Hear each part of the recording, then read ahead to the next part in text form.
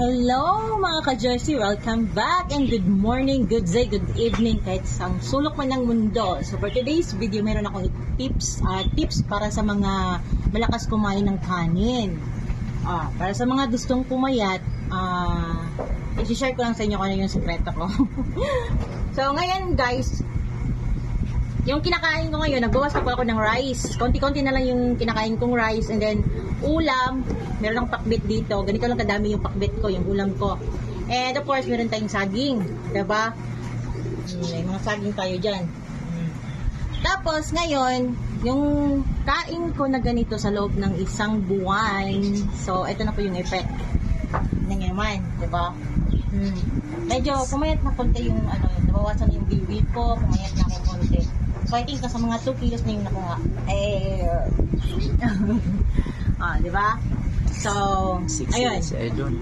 Medyo sumeksi na tayo konti. And, hindi lang yan. Kasi, talagang kakaririn natin magpapayat. Dahil sa mahal ng bigas ngayon, siguradong mabibigatan tayong kumain ng marami. Dahil, syempre, mahal ang bigas. Kaya, nagtitipid na din tayo. Diba?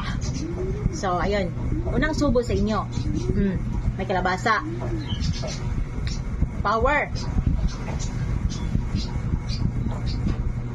Alam niyo ba, parang akong inaantok. Kaninang madaling araw ba ako nagising. And, syempre, mayroon tayong patula dito.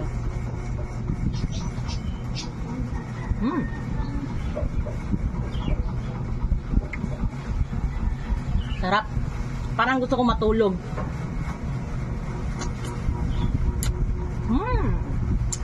Hindi bagay itong kain lang mga ka-Joycey.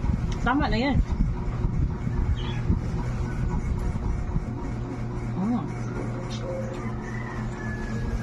Ay, may kanin pala to.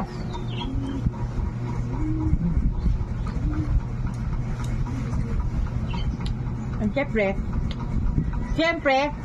yung pakbit natin, meron pa siyang alamang at saka kaning baboy. Kasi tabi naman sa mga Muslim friends ko dyan. Sorry po.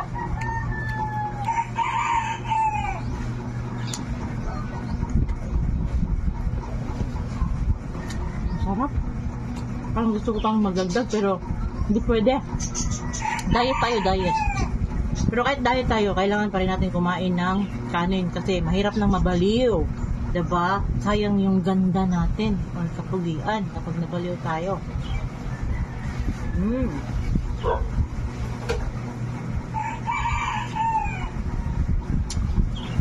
Sa mga nagda-diet, dapat kumain pa rin kayo ng kanin kahit konti-konti lang. And meron din naman akong mga alam na mostly kinakain ng mga nagda-diet na talaga yun. Talagang nag-focus na sila sa diet nila. Lagi na lang protein. Maganda din yun sa katawan. Pero kaming mga nagsisimula pa lang, syempre, hindi pa namin naiwasan na hindi kumain ng kanin at magkakanin pa rin kami kahit pakonti-konti lang.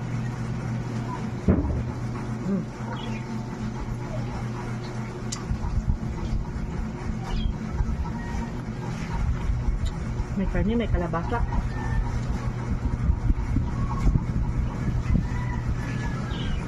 And syempre, naubos ko na. Masarap po talagang lumangon, pero hindi na po pwede. Diet tayo. Yun yung tatandaan natin lagi. Power and thanks mga ka-Joycey. Inom muna ako ng tubig.